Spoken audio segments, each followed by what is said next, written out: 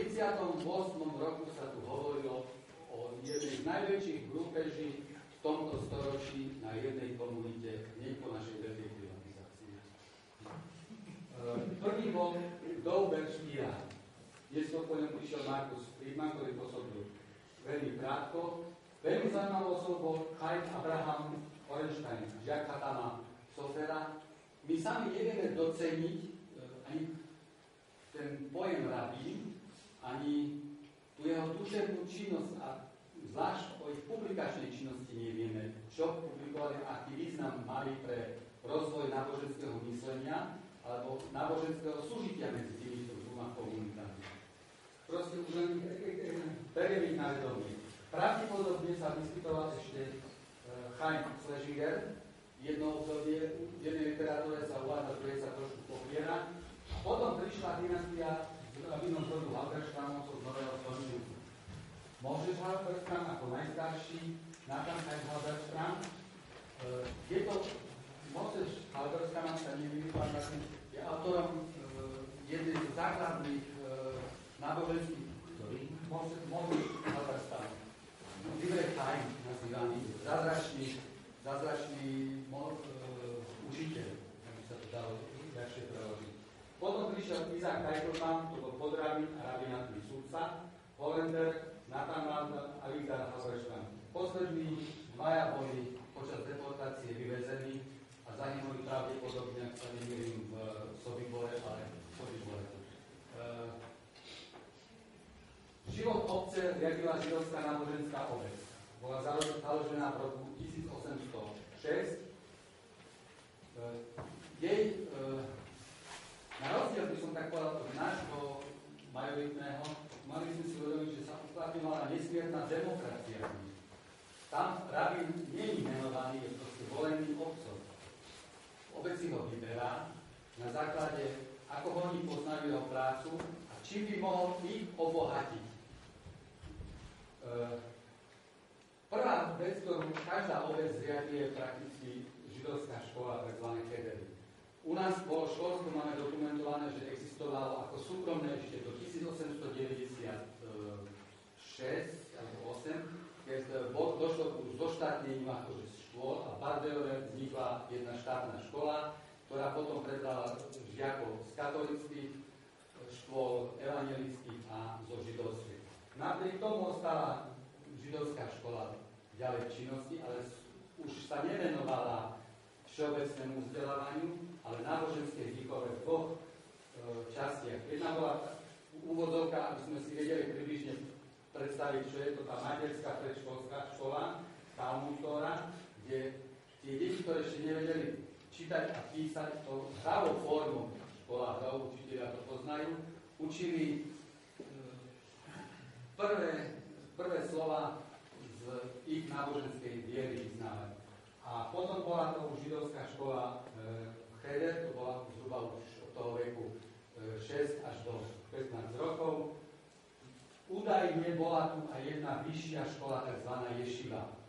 Je problém s ňou, pretože niekde sa popiera, niekde sa znova píše, ale je to práve preto, že títo bardejovskí židia boli zvláštni tým, že boli to Hasidi. Zhruba v tom roku 1868, keď došlo ku tomu, tu ste už počuli, to slovo došlo ku rozkolu. Na Budapešťanskom kongrese sa rozdelila židovská cirkev do troch smerov, do ortodoxných, status quo a neologov. Bardejovskí sa priklonili ku ortodoxii, ale zachovali si svoj silný vplyv, ktorý práve presadzovala dynastia Halberstrámovcov a boli to Hasidi. A mali údajne založenú tú vyššiu školu, fungovala s najväčšou pravdepodobnosťou tam, kde je dnes Katov dom, a tam učil práve rabín Unger a druhým bol ten Dajan alebo sudca Teitelbaum. To boli mala asi okolo 60 žiakov. Viac sa o tom nevie, pretože všetky doklady sú zničené. Ku spolkovému životu každá obec si budovala svoj. Jeden zo základných nápisútov je Kebra Kadiša, založená v roku 1815. Je to V našom poňatí to nie je len, že sa postarať o pohreb, ale poskytnúť duchovnú oporu pozostalým, s nimi súcitiť, rešiť to najťažšie obdobie a dokonca sa aj ekonomicky postarať o tých pozostalých, zvlášť napríklad o vdory a deti. Obec sa financovala sama zo svojich zdrojov. Nikdy nenájdete, že by židovská obec dostávala nejakú dotáciu z mesta alebo zo štátu. Jednoducho zberali sa na jej príspevky sami členovia, bola zásada do obecnej pokladní Gemali. Platili všetci ženatí, neviem to tak vysloviť, platili všetci ženatí a potom všetci tí, ktorí mali prácu. Hovorí sa, že zhruba od 5 do 10% je to veľmi ťažko. Potom ďalšie príspevky boli dobrovoľné dary tých bohatých. Bardejovskí Židia sa všeobecne traduje, je to výsledok nešťastnej propagandy, ktorá fungovala, že boli bohatí. Boli to obyčajní, biední živnostníci, remeselníci, obchodníci. Bolo zo pár veľkoobchodníkov, veľkopodnikateľov a právnikov, aj v našom poňatí, ale návodom sa nevysklatovali svojich majetkov a ich finančné zdroje práve slúžili na podporu obce. Druhým bol Chevra Bipur Cholim. To sme hovorili o tom, že má svoju modlitebňu na Štutlovej ulici, na Kláštorskej ulici, bol založený v roku 1895. Tretím najstarším spolkom bol Chevra Mišna Jod, bol to spolok, ktorý bol zameraný zvlášť na vzdelávanie. Ďalšie spolky Mizrahi, Sion, Agidos, Izrael, Neakiva. Bardejov bol tradičným sídlom tzv. Sionistického hnutia.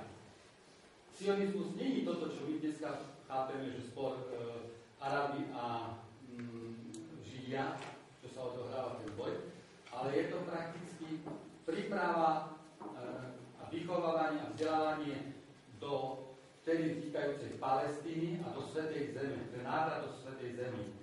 Tieto spolky boli zvlášť zamerané na mladých a dokonca ich pripravovali svoje vzdelanie pre tzv. Kibuce po odchode do Palestíny. Najsmiejší bol jeden spolok Izrael, Sion a Agidas Izrael. Tento spolok stanoval jednu zaujímavú vec. To, čo my hovoríme, úrad práce.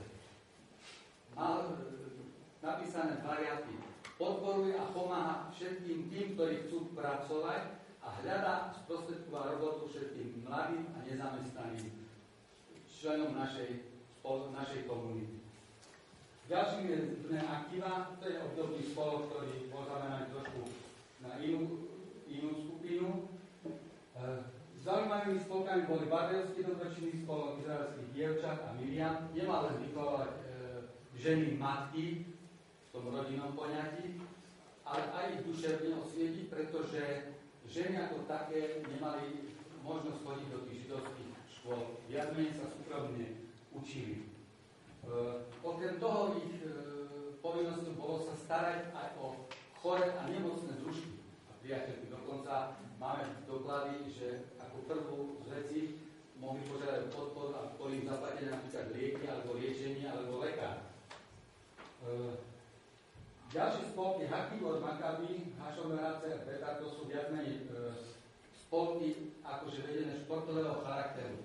Dalo by sa to porovnať s vtedy jestvujúcimi orlom alebo sokolom. Telovými jednotky.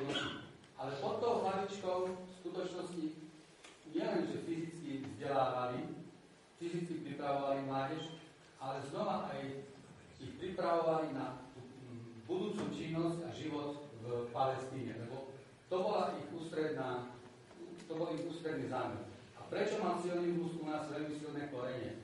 V roku 1897 predol prvý svetový sionistický kongres v Ženeve a Bardejov mal práve tam dvoch zástupcov, Davidsona a Davidoviča, ktorí neskôr po emigrácii aj ďalej pôsobili v svetovom sionistickom hnutí.